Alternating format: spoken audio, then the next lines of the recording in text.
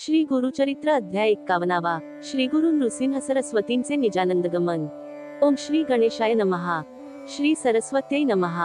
श्री सद्गुरुभ्यो नमः. श्री कुलदेवतायै नमः. श्रीपाद श्रीवल्लभ श्री नृसिंह सरस्वती नमः. नामधारक शिष्य सिद्धयोग्य चरणांना वंदन करून म्हणाला, यवनराजाने श्रीगुरु नृसिंह सरस्वतींना त्याच्या बिदर नगराला गेले होते. तेथून श्रीगुरु गाणगापुरात परत आले असे तुम्ही यापूर्वी सांगितलेत. मग पुढे काय झाले ते मला सविस्तर सांगा. त्यावर सिद्धयोगी म्हणाले, बाळा, आता पुढे काय झाले ते मी तुला सांगतो. ती विशेष घटना तू लक्षपूर्वक ऐक. ही कथा श्रवण करणाऱ्याच्या सर्व इच्छा पूर्ण होतात.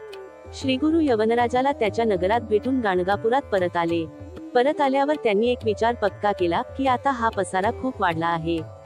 लोकांना खरा परमेश्वर समजावा, नुसती व्यक्तीची पूजा असू नये. आता आपण गुप्त होऊन अवतार समाप्ती करावी.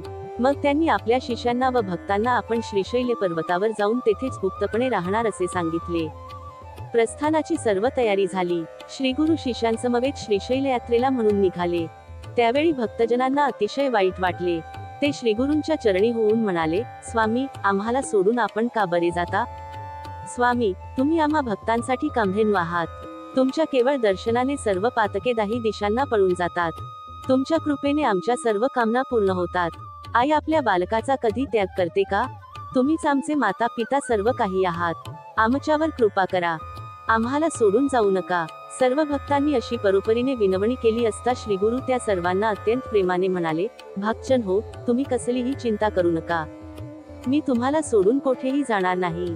मी याच गाणगापुरात नित्य अमृजा संगमात स्नान करून मठातच गुप्तपणे राहीन, याविषयी तुम्ही निश्चिंत राहा. जे लोक माझी नित्य भक्ती करतील त्यांना मी प्रत्यक्ष दर्शन देईन. मात्र जे अज्ञानी लोक आहेत त्यांच्या दृष्टीने मी शैलयात्रेला जात आहे. मी प्रातःकाली कृष्णा नदीत स्नान करीन. कृष्णा पंचगंगा संगमावर औदुंबर क्षेत्री अनुष्ठान करीन. संगमावर पुन्हा स्नान करीन. मध्यान्हकाळी मठात येईन. तेथे मी भक्तांच्या पूजेचा स्वीकार करीन. तुम्ही कसलही चिंता करू नका. आम्ही गाणगापुरात निरंतर वास्तव्य करणार आहोत. जे लोक आमची भक्ती करतात, आमच्यावर पूर्ण श्रद्धा ठेवतात, ते आम्हाला विशेष प्रिय आहेत. त्यांच्या सर्व कामना, इच्छा त्वरित पूर्ण होतील. हे आमचे वचन त्रिवार सत्य आहे.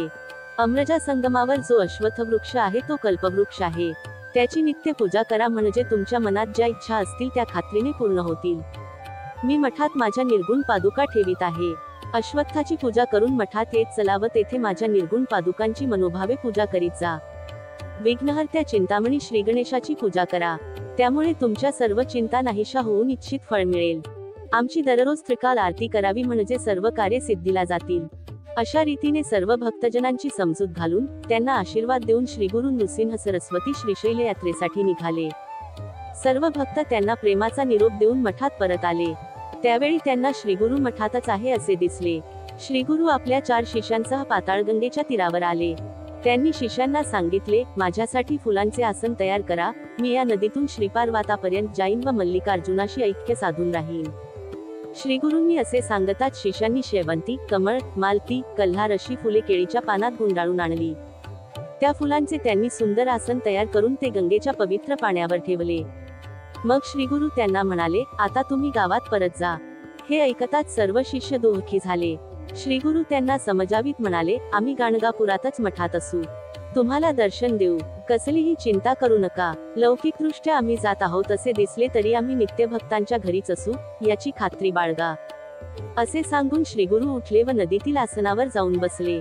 आता मी निजस्थानी जातो. तेथे गेल्यावर प्रवाहातून फुले प्रसाद म्हणून पाठवितो, असे ते शिष्यांना म्हणाले. त्यावेळी कन्या राशीत गुरु होता. बहुधान्य नाम संवत्सर होते. त्या दिवशी माघवद्य प्रतिपदा होती. वार शुक्रवार होता. शिशिर ऋतू होता. श्रीगुरु निजानंदी बसले. त्यावेळी ते शिष्यांना म्हणाले, आम्ही निजधामाला जात आहोत. तेथे पोचल्याची खूण म्हणून शेवंतीची 4 प्रसादपुष्पे प्रवाहात वाहत येतील. ती तुम्ही घ्या. आमची नित्य पूजा करीत जा. त्यामुळे तुमच्या घरी अखंड लक्ष्मी राहील. आम्हाला गायन खूप आवडते.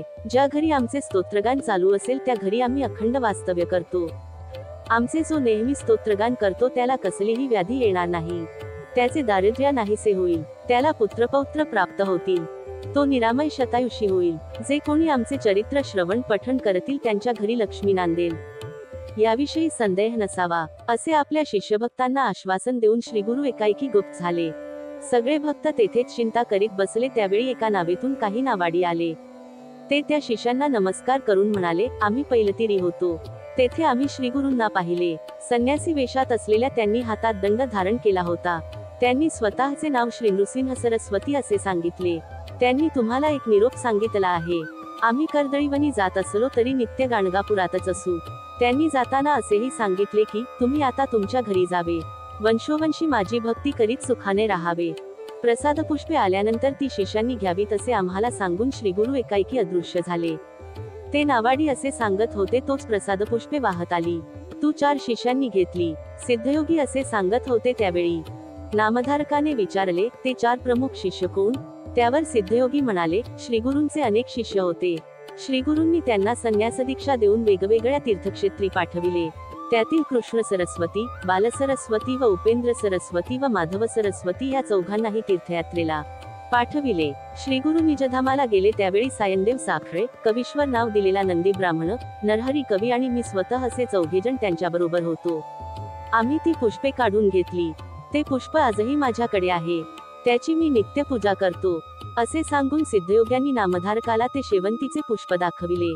सिद्धयोगी नामधारकाला म्हणाले, नामधारका, श्री गुरु नृसिंह सरस्वतींचा महिमा हा असा मोठा, फार अद्भुत, अपूर्व आहे. तो अपार आहे. त्यातील फार मोठा भाग मी तुला सांगितला. नामधारका, साक्षात कामधेनू असलेले श्रीगुरुचरित्र मी तुला सविस्तर सांगितले. आता तुझे दैन्य, दारिद्र्य पळून गेले असेच समज. हे श्रीगुरुचरित्र लिहून काढतील किंवा याचे जे श्रवण पठण करतील ते लक्ष्मीवंत होतील. त्यांना 4 पुरुषार्थाची प्राप्ती होईल. त्यांच्या मात पितृ उभयपक्षी महानंद होईल. त्यांना पुत्रपौत्रांची प्राप्ती होईल. असे हे श्रीगुरुचरित्र सिद्धांनी नामधारकाला सांगितले. ते ऐकून नामधारकाला परमानंद प्राप्त झाला. त्याच्या सर्व इच्छा तत्काळ पूर्ण झाल्या.